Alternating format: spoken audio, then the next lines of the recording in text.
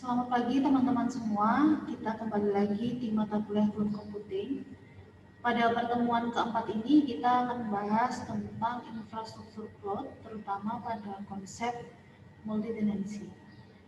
Sebelumnya menginjak ke materi, saya akan memberikan capaian mempelajari mata kuliah yang perlu teman-teman ketahui, yaitu teman-teman dapat memahami konsep cloud computing pada khasnya atau pada cirinya, yaitu multi-tenancy ini.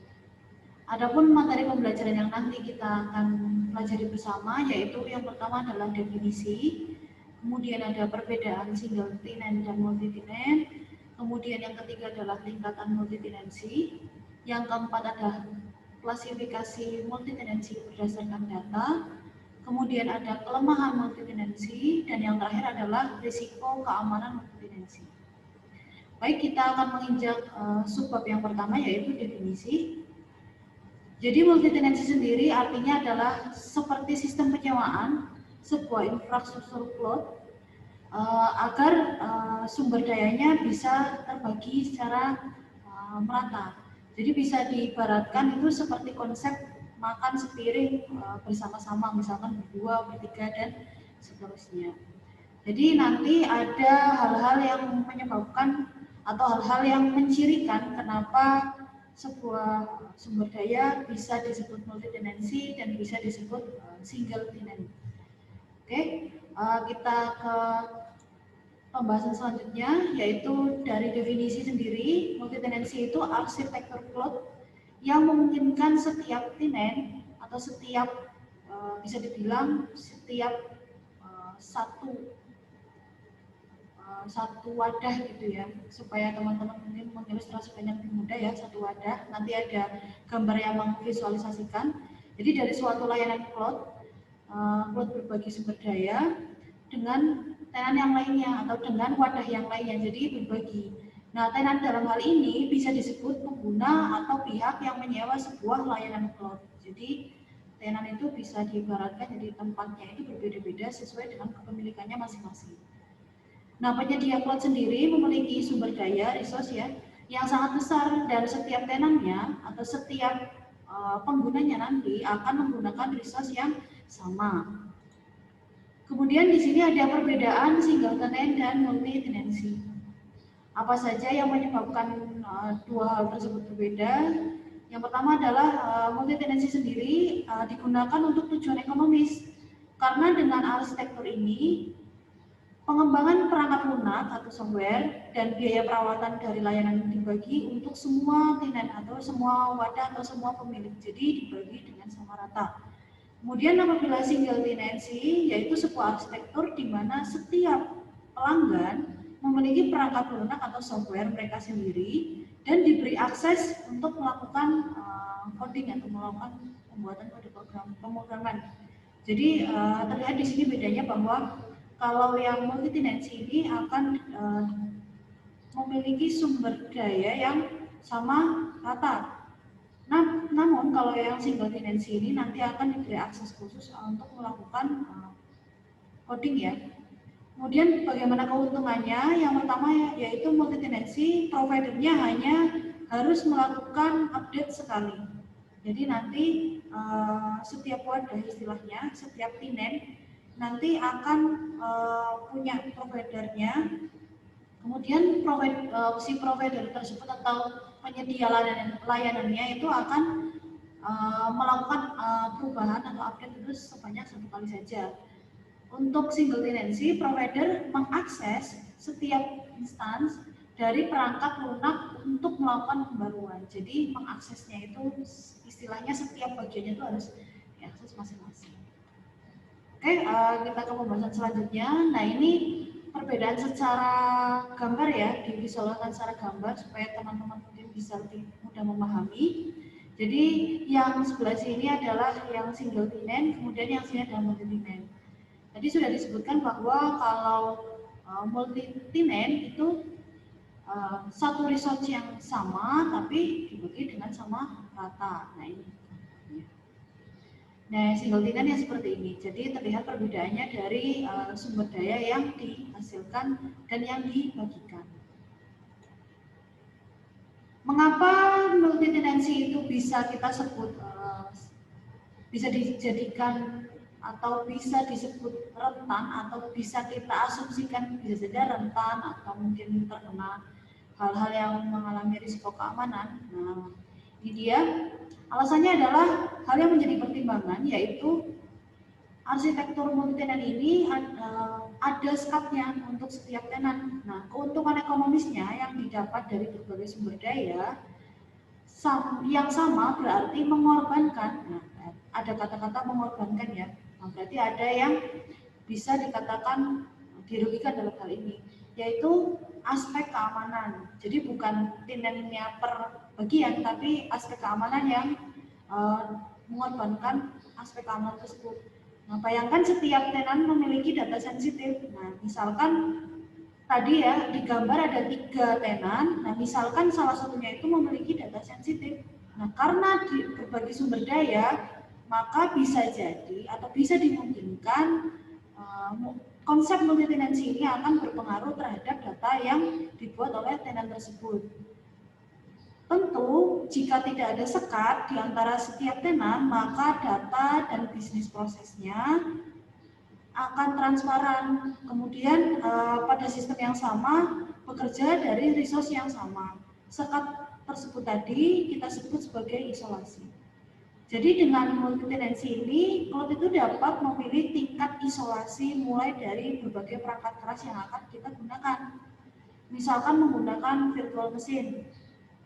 Mungkin teman-teman juga sudah pernah menggunakan virtual machine dalam praktikum ya. Jadi nanti kita akan bahas di subbab selanjutnya. Oke, kita masuk ke subbab selanjutnya yaitu tingkatan multitenancy berdasarkan eksekusi atau berdasarkan apa yang akan kita lakukan. Cloud itu dapat menerapkan pembagian daya komputasi pada level berikut. Yang pertama adalah memberi setiap tenan mesinnya sendiri. 2. Memberi setiap tenan virtual mesinnya sendiri. Kemudian yang ketiga adalah memberi setiap penyewa kontainernya sendiri. Kemudian yang terakhir adalah membiarkan beberapa penyewa berbagi proses yang sama. Jadi ketika teman-teman nanti akan lebih memahami konsep multitenancy berdasarkan eksekusi ini, jangan lupa teman-teman juga ingat gambar visualisasi gambar yang tadi ya untuk memudahkan bagaimana sebuah konsep multitenancy itu bekerja. Kemudian dari level tersebut, IaaS adalah infrastruktur as a service, menyediakan pelayanan level kedua.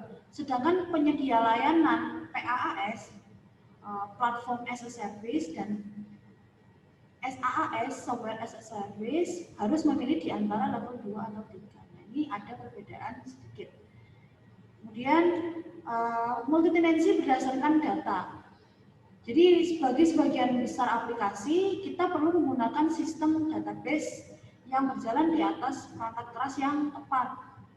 Jadi biasanya kenapa kita butuh yang tepat? Nanti tergantung kebutuhan kita. Misalkan kalau kebutuhan kita itu akan menampung data yang sangat banyak dan besar, otomatis kita harus memiliki daya tampung data tersebut. Jangan sampai data yang akan kita kelola tapi tempatnya ternyata tidak cukup. Nanti bisa mengganggu aktivitas secara keseluruhan. Di perangkat keras tersebut, ya, apapun itu, nanti kita perlu berbagi penyimpanan ke sesama tenan. Jadi ini sifatnya lebih ke seperti kita ibaratkan adalah misalkan ya data storage-nya. Ini kan sistem database ya yang sedang dibahas ya. Jadi bagaimana nanti data-data tersebut kita simpan, tapi karena menggunakan multitenancy tadi, konsep multitenancy tadi, nah itu kita perlu berbagi ke penyimpanan yang sama ke sesama tenan. Ada beberapa opsi penyedia, ya. Yang pertama yaitu database server per tenan. Jadi bisa jadi kita menggunakan database pada setiap tenannya. Kemudian yang kedua, database per tenan. Oh ya, yang pertama maaf, database server ya pada setiap tenan. Jadi agak berbeda ya, database server dengan database biasa ya. Yang kedua adalah database per tenan. Jadi satu server untuk banyak tenan. Jadi Jadi satu tempat kemudian dibagi untuk tenannya berapa. Misalkan kayak di gambar tadi adalah 3 buah ya. Kemudian yang ketiga adalah tabel per tenan, kemudian yang keempat adalah tabel dibagi antar tenan, dan yang terakhir adalah multi tenant aware database. Selanjutnya, tentu setiap apapun teknologi yang sedang berkembang atau menggunakan konsep tertentu supaya faktor-faktor efisiensi, kemudian faktor ekonomis, tentu ada kelemahan-kelemahan yang bisa jadi merugikan pemilik tenan tersebut ya. Misalkan seiring bertambahnya jumlah pelanggan pada cloud computing atau cloud multi tenant ini dengan konsep multi tenant, basis data terpusat memudahkan penyedia layanan atau providernya itu untuk mempertahankan sistem dan mengakomodasi pertumbuhan dan kebutuhan pengguna. Jadi pastinya setiap seiring waktu berjalan, data-data tersebut bisa jadi bertambah banyak, bertambah besar, namun masih terpusat. Nah, otomatis penyedia layanan butuh untuk mempertahankan supaya sistem tersebut tetap terjaga dengan baik. Nah, tapi apa yang terbaik dari sisi pelayanan cloud ini tidak selalu yang terbaik bagi pelanggan. Jadi menurut providernya baik, tapi belum tentu menurut pemilik tenannya atau customernya misalkan itu baik ya. Nah, masalah utamanya adalah bahwa semua pelanggan terpaksa untuk berbagi infrastruktur terpusat yang sama. Jadi akhirnya terpaksa karena kita gunakan konsep multi tenancy ini yang mungkin tadinya hanya resource-nya hanya dibagi untuk tenan tersebut, tapi karena menggunakan konsep multi tenancy, jadi akhirnya sumber daya tersebut dibagi kepada semua tenan yang ada. Jadi ada infrastruktur dan yang lain. Nah, bagaimana dengan 3 kelemahan multi tenancy? Yang pertama adalah pencampuran data. Jadi maksudnya gimana? Jadi data Anda berada dalam sebuah database misalkan. Tapi sama seperti orang lain. Jadi karena konsep multi tenancy ini misalkan kita membuat apapun itu ya, software atau aplikasi yang nantinya database servernya itu ternyata hanya satu tapi dimiliki oleh atau diakses oleh bersama-sama tenan yang lain. Nah, otomatis kita akan bekerja lebih keras ya untuk memastikan bahwa data kita itu terjaga dengan baik. Kenapa? Karena percampuran data yang ada itu bisa menyebabkan pengaruh yang besar ya bagi pelanggan ya, seperti pemerintah yang memiliki data yang banyak ya, misalkan dengan NIK itu bisa macam-macam data yang akan bisa kita dapatkan, misalkan data kesehatan dan data keuangan yang sangat diatur oleh kebijakan mereka masing-masing dan memerlukan pemisahan data yang jelas. Otomatis kalau misalkan istilahnya kita punya data yang penting dalam satu server misalkan, tapi ternyata karena kita menggunakan konsep multi tenancy ini, jadi server tersebut kita juga bagi dengan aksesnya dengan multi tenant yang lain, dengan tenan yang lain. Jadi akhirnya data kita ini bisa saja terjadi pencampuran data tadi. Nah, selanjutnya bisa jadi dimungkinkan terjadi adanya pelanggaran keamanan, misalkan data tersebut di copy atau bahkan hilang terhadap penyedia cloud tadi, dapat mengekspos data kita. Nah, ini dapat mengekspos data kita bersama orang lain yang menggunakan basis data tersebut, menggunakan database server yang tadi di lingkungan multi tenant. Jadi ini kita juga perlu hati-hati kalau misalkan kita menggunakan multi tenancy untuk data-data yang penting, besar, dan misalkan berdampak sangat banyak dan luas ya, seperti data pemerintah, tadi ya sudah disebutkan data kesehatan atau data keuangan sebuah perusahaan. Kemudian yang kedua adalah pemeliharaan yang berlebihan, jadi maintenance. Kita berpikirnya bahwa kita sangat-sangat perlu maintenance untuk hal ini untuk menjaga kestabilan sistem dan lain sebagainya. Tapi ternyata jika terlalu berlebihan untuk mengadakan atau melakukan maintenance, ternyata menyebabkan downtime. Nah, ini juga sangat merugikan. Jadi arsitektur multitenant ini mengandalkan akses database yang besar dan kompleks yang memerlukan perangkat keras dan perangkat lunak untuk pemeliharaan. Jadi butuh software dan hardware yang teratur sehingga menimbulkan masalah availability atau ketersediaan bagi pelanggan. Jadi maksudnya adalah misalkan dalam sebuah contoh aplikasi penjualan atau pemasaran, nah dapat mentolerir downtime-nya mingguan atau setelah jam kerja normal atau pada akhir pekan. Tapi ada daftar aplikasi perusahaan yang berkembang yang perlu dioperasikan harus mencapai layanan bahkan setiap hari dan setiap waktu. Jadi kalau kita melakukan maintenance yang berlebihan ini justru akan menghambat operasional kerja sistem tersebut yang tidak terikat waktu. Misalkan yang perusahaan yang berkembang dengan dioperasikan secara terus-menerus 2 kali dalam 7 hari, 24 jam sampai 365 hari. Jadi artinya adalah setiap waktu dia akan selalu melakukan proses dalam sistem tersebut. Kemudian yang terakhir adalah masalah pada multitenant, yaitu setiap tindakan yang mempengaruhi basis data multitenant tentunya mempengaruhi semua pelanggan lain. Jadi misalkan dalam satu tenant itu akan melakukan hal pada database ya, pada basis data yang milik mereka, tapi bisa jadi itu mempengaruhi database yang lain dalam satu server itu. Nah, ketika masalah perangkat lunak atau software-nya itu atau hardware-nya itu ditemukan pada database multitenant, jadi masalah ya. Jadi masalahnya itu di database servernya ini misalkan. Nah, justru nanti akan menyebabkan pemadaman untuk semua pelanggan. Artinya seperti ini.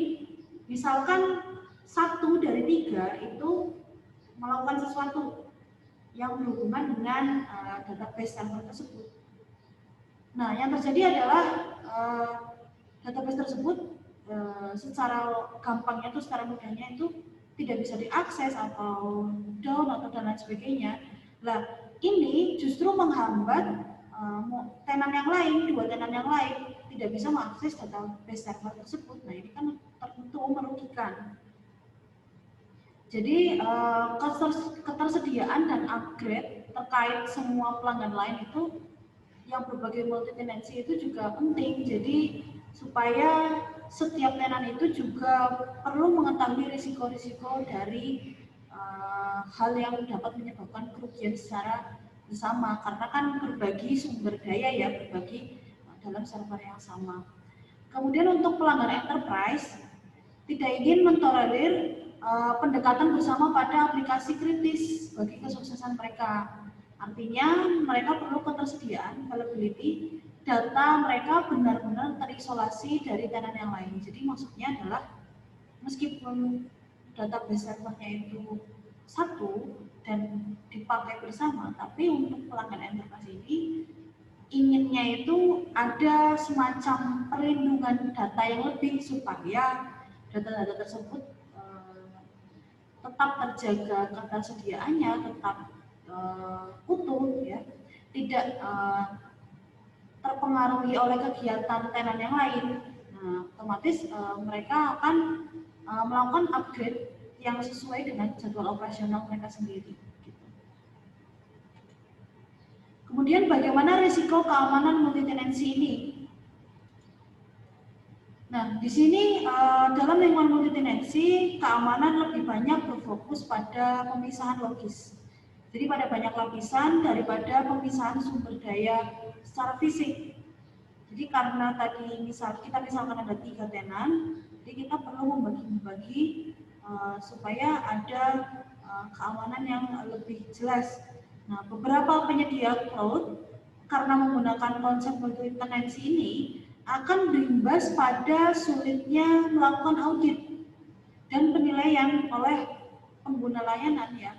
Oleh pengguna berarti oleh customer atau oleh tenan tersebut di dalam infrastruktur yang berbagi dengan pengguna lainnya. Jadi kalau misalkan menggunakan konsep multi-tenant ini, kalau misalkan ada kesalahan atau kekeliruan pada salah satu dan itu tidak terlalu jelas untuk dilihat atau kita audit gitu ya.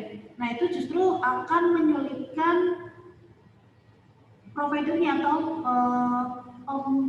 penyedia layanannya untuk melakukan penilaian bagaimana ke depan hal-hal yang perlu diperbaiki. Nah, otomatis ini juga menjadi risiko juga ketika diaudit justru malah sulit, padahal audit itu tujuannya untuk supaya kita bisa mengetahui hal-hal yang merugikan atau hal-hal yang menyebabkan kelemahan dalam konsep berbagi dalam satu database servers. Nah, ini ada beberapa risikonya. Yang pertama adalah kendali keamanan logikal yang tidak memadai. Nah, ini maksudnya gimana? Maksudnya adalah misalkan pada sumber daya fisik atau semua perangkat hardware ya dibagi antar beberapa tenan. Jadi dari pertama saja risiko keamanan dari multitenancy itu karena keamanan logikalnya itu tidak memadai.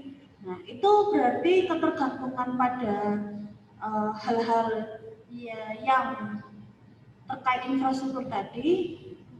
Jadi infrastruktur baik software maupun hardware, dalam hal ini adalah keamanan logikalnya itu sumber daya fisik, itu ternyata istilahnya tidak bisa atau tidak dipastikan bahwa tenan tersebut akan menggunakan resource yang sesuai. Nah, jadi tentu kita harus memastikan bahwa satu penyewa itu tidak boleh, seharusnya itu tidak boleh ya, penyewa itu atau pemilik layanannya, nanti tenannya itu tidak boleh secara sengaja atau tidak sengaja mengganggu keamanan dari masing-masing tenan yang lain, dari konsep kerahasiaan, dari integritas datanya maupun dari ketersediaan datanya. Kemudian yang kedua adalah pengguna yang buruk dan jahat. Jadi maksudnya gimana? Jika penyedia cloud atau providernya tadi memiliki kendali logis ya, jadi dikendalikan gitu ya supaya berbagi sumber dayanya itu jelas. Ya. Jadi nanti tenan yang jahat atau istilahnya suatu bagian itu merugikan yang lain ya, akan memanfaatkan dengan cara mengurangi postur keamanan penyewa lainnya. Jadi ini tentu bisa dikatakan jahat karena ini ya di sini ya mengurangi postur keamanan penyewa lainnya. Jadi keamanan yang seperti apa ya, keamanan yang ini. Jadi misalkan data yang tersebut harusnya rahasia, data tersebut harusnya tetap dijaga integritasnya, maksudnya tidak dipalsu, asli gitu ya, dan tetap ada di bagian yang masing-masing, jadi tetap tersedia. Tapi untuk pengguna yang buruk dan jahat ini, risiko keamanannya adalah mereka bisa jadi akan mengurangi prinsip keamanan tadi, ya, postur keamanan tadi untuk penyewa yang lainnya atau tenan yang lainnya. Kemudian yang ketiga adalah layanan bersama dapat menjadi titik tunggal kegagalan sistem. Jadi karena bareng-bareng ya, karena bareng-bareng terus terpusat.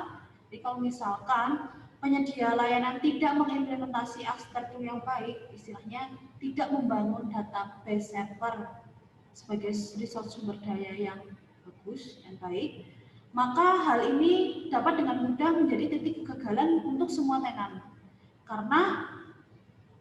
Karena terpusat dan tunggal, otomatis semua jadi kena, meskipun itu hanya dilakukan oleh salah satu tenan saja atau salah satu pengguna saja. Misalkan dari tiga tenan yang tadi ada di gambar. Kemudian yang keempat adalah kendali perubahan yang tidak terkoordinasi. dan kesalahan konfigurasi. Jadi kalau misalkan konfigurasinya salah, kemudian belum ada koordinasi dengan baik, maka bila para tenan berbagi infrastruktur yang di dalam operasi mereka sama, semua perubahan perlu dikoordinasikan dan diuji dengan baik. Jadi jangan sampai kalau misalkan mereka ingin berbagi infrastruktur juga, tentu harus dikoordinasikan dan dikonfigurasi terlebih dahulu supaya tidak menyebabkan hal-hal yang menyebabkan sistem tersebut mengalami hal-hal yang tidak diinginkan, misalkan sistem error atau database yang tidak bisa diakses atau karena downtime dan lain sebagainya. Kemudian bagaimana risiko keamanan? Nah ini risiko keamanan yang berdasarkan jenis layanan cloud-nya. Untuk software as a service ya, beberapa klien atau beberapa tenan atau beberapa pemilik layanannya, bukan penyedia ya, jadi tenannya itu kita sebut sebagai customer misalkan, mungkin akan berbagi tumpukan aplikasi yang sama, database aplikasi atau server web dan jaringannya. Itu berarti data dari penyewa, gitu ya, providernya tadi mungkin akan tersimpan dalam database yang sama dan mungkin didukung dan diarsipkan bersama-sama dan mungkin bergerak pada jaringan umum. Nah ini yang perlu kita soroti adalah ketika sudah dimasukkan ke dalam database server yang sama, kemudian diarsipkan di tempat yang sama, namun ternyata menggunakan perangkat jaringan umum ya, tidak terenkripsi atau tidak kita amankan dengan baik, dan ternyata dikelola oleh aplikasi umum yang bebas diakses misalkan. Hal ini berarti keamanannya itu sangat bergantung dengan keamanan logis ya, yang dibangun di dalam aplikasi untuk memisahkan satu pengguna dengan pengguna yang lain. Jadi tenan 1, tenan 2, dan tenan 3 itu pasti harus berbeda misalkan dari hak aksesnya dan lain sebagainya. Kemudian yang kedua dan yang ketiga yaitu dari platform as a service dan infrastruktur as a service. Jadi untuk platform terlebih dahulu ya, resikonya adalah tumpukan platform, tumpukan tempatnya ini terbagi di antara penyewa. Jadi kerentanan pada tumpukan platform ini dapat menjadi gangguan atau kesulitan di antara penyewa. Hal itu misalkan kita contohkan begini, tenan 1, tenan 2, tenan 3. Kemudian tentu mereka punya platform yang berbeda-beda karena kan tujuannya juga masing-masing. Misalkan ada yang data pemerintah, data kesehatan maupun data keuangan sebuah perusahaan. Nah, karena menyewa pada provider itu dari database server yang sama, maka tumpukan platform ini misalkan ya kita mudahkan dengan analogi, semakin banyaknya platform yang mereka gunakan, otomatis akan menyebabkan sistem akan bekerja lebih keras dan database servernya itu juga akan menyimpan data yang lebih banyak untuk setiap apapun yang dilakukan di dalam platform yang mereka akan gunakan. Nah, tentu dari penyewa itu juga harus memiliki cara untuk membackup data secara bersama-sama dan mengarsipkannya. Jadi jangan sampai ketika satu tenan platformnya banyak, tenan 2 juga banyak, tenan 3 juga banyak, tapi ternyata dari penyedia layanan atau dari providernya ini backup datanya belum siap. Nah itu juga termasuk risiko keamanan dari multitenancy ini. Kemudian dari IaaS atau infrastruktur as a service, ini ada cross virtual machine attack ya, jadi ada penyadapan antar mesin milik para tenan. Nah ini juga para tenan perlu hati-hati karena bisa jadi nanti ketika mesinnya disadap atau hingga disalahgunakan oleh tenan yang lain, itu tentu mereka bisa melihat data-data maupun apa yang sedang kita lakukan dalam satu tenan tersebut. Nah, ketika keamanannya rendah, sistem keamanannya rendah, kondisi di mana tenan atau kondisi di mana si penyewa ini kurang peduli terhadap tempat mereka ya. Nah, nanti secara langsung maupun tidak langsung ternyata memang ada hal-hal yang merugikan tanpa sadar, yaitu penyadapan dari mesin, khususnya jika salah satu atau lebih dari host dari tenan tersebut berhasil ditembus oleh hacker. Nah, ini kalau sudah tidak mengamankan atau abai terhadap risiko keamanan, kemudian dari penyedia layanan juga memang masih kurang, misalkan ditambah lagi dengan adanya cross virtual machine attack. Nah, nanti bisa dengan mudah seorang hacker itu bisa menyadap mesin dari tenan tersebut. Oke, jadi referensi saya ini ada dari IBM Cloud ya, silakan teman-teman juga bisa diakses di link YouTube-nya. Kemudian yang kedua yaitu bisa dari DevCamp ya, juga teman-teman bisa lihat sendiri. Ini kebetulan belum ada subtitlenya ya, jadi ini masih English version. Mungkin teman-teman juga bisa sambil mempelajari sendiri, memahami sendiri ya, meskipun dalam bahasa Inggris. Baik, terima kasih. Semoga penjelasan ini dapat diterima dan diserap dengan baik. Mohon maaf apabila saya dan tim memiliki kekurangan dalam menyampaikan materi. Terima kasih atas perhatian teman-teman pada pertemuan keempat dan selamat pagi.